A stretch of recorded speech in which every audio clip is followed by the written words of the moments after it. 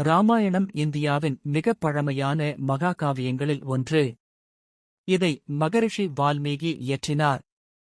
அயோத்தி நகரை மையமாகக் கொண்டு தொடங்கும் இந்த கதை ராமரின் வாழ்க்கை பயணத்தை விவரிக்கிறது. அயோத்தியின் அரசன் தசரதருக்கு 4 மகன்கள்: ராமன், பரதன், லக்ஷ்மணன், சத்ருக்னன். ராமன் தாயார் கோசலையின் மகன். அவர் நல்லொழுக்கம், வீரியம், கருணை ஆகிய பண்புகளால் அனைவராலும் மதிக்கப்பட்டார். ஜனக மன்னனின் மகள் சீதையை ராமன் சிவதனுசை எடுத்து வளைத்து திருமணம் செய்து கொண்டார்.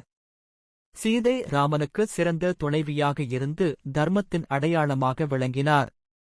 தசரதர் ராமனை பட்டத்தரசராக அறிவிக்க தயாரான போது கைகேயி என்ற மனைவி தன் பழைய வரங்களை நினைவுபடுத்தி பரதனை அரசனாக்கவும் ராமனை 14 ஆண்டுகள் வனவாசத்திற்கு அனுப்பவும் கேட்டாள்.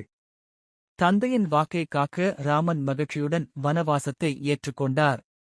சீதையும் லக்ஷ்மணனும் அவருடன் சென்றனர். வனத்தில் அவர்கள் பல முனிவர்களைச் சந்தித்து அரக்கர்களிடமிருந்து அவர்களைப் பாதுகாத்தனர். பஞ்சவட்டியில் வாழ்ந்தபோது லங்கையின் அரசன் ராவணன் சீதையின் அழகில் மயங்கி அவளை தந்திரமாக கடத்திச் சென்றான். சீதை அசோகவனத்தில் அணைக்கப்பட்டாள். சீதையை மீட்பதே ராமனின் ஒரே குறிக்கோளாக மாறியது. சீதையை தேடும் பயணத்தில் ராமன் வானர அரசன் சுக்ரீவனுடன் நட்பு கொண்டார்.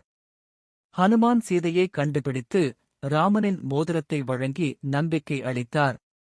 ராமன் வானர சேனையுடன் கடலை கடந்து லங்கையை அடைந்தார்.